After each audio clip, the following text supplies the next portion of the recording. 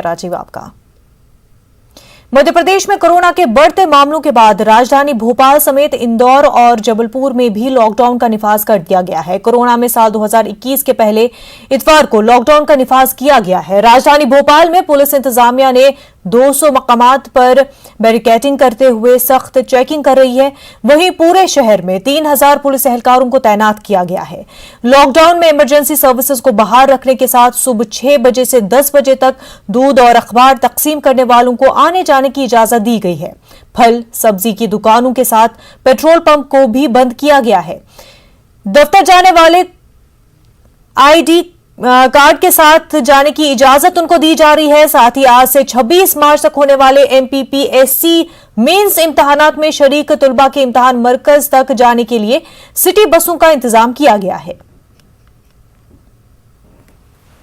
खबरनामे में फिलहाल इतना ही। हमें दीजिए इजाजत। आदाब। इस न्यूज हेड